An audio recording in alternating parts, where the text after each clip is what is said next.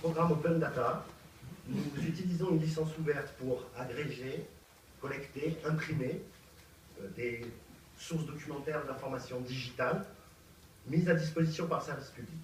Nous y rajoutons nos commentaires et nous éditons donc des ouvrages.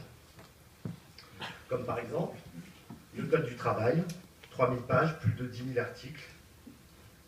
Dès lors que vous possédez, nous avons donc créé GRF+, une application qui, dès lors que vous possédez un ouvrage, vous permet de connecter le contenu de cet ouvrage aux bases documentaires qui ont permis la constitution de cet ouvrage. Ainsi, l'usager, gratuitement, peut bénéficier d'une mise à jour temps réel des contenus présents à l'intérieur de l'ouvrage. En l'occurrence, le Code du travail agrège deux bases, la base Légi et la base Genre. Le modèle économique est simple. Si vous possédez un ouvrage, vous possédez les droits d'utilisation web et mobile.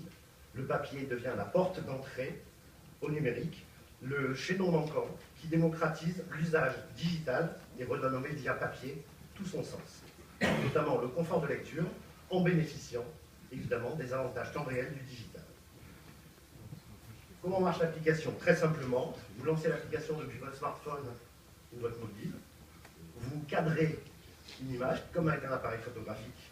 En quelques secondes, l'application identifie l'ouvrage, la page et les contenus présents sur la page.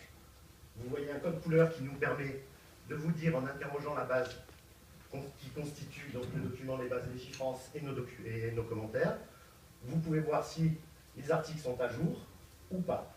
En cliquant sur le bouton rouge qui indique qu'il y a eu une modification postérieure à l'impression du document, vous bénéficiez bien évidemment de la mise à jour temps réel de l'élément que vous êtes en train de consulter. En scannant une couverture de nos ouvrages, vous pouvez bénéficier d'une présentation vidéo de l'ouvrage, de l'ensemble des mises à jour qui ont été publiées depuis l'impression de cet ouvrage au niveau du millésime, et bien entendu un moteur de recherche sémantique qui vous permet de taper une question. Vous tapez une question sur votre smartphone, sur votre tablette, mieux vous la dictez. Évidemment, le moteur de recherche vous donne l'ensemble des entrées sous forme de la pagination ou bien entendu d'un lien cliquable. Ça vous permet d'avoir une table dynamique sur les contenus digitaux ou les contenus papier. Pourquoi nous avons choisi de connecter le papier? Car on veut laisser à l'usager, suivant le contexte, le choix du support. Un support digital, un support informatique, un ordinateur ou un papier. Nous pensons très sincèrement que c'est le contexte qui crée l'utilisation de tel ou tel contenu. Pour nous, le papier n'est absolument pas mort, bien au contraire.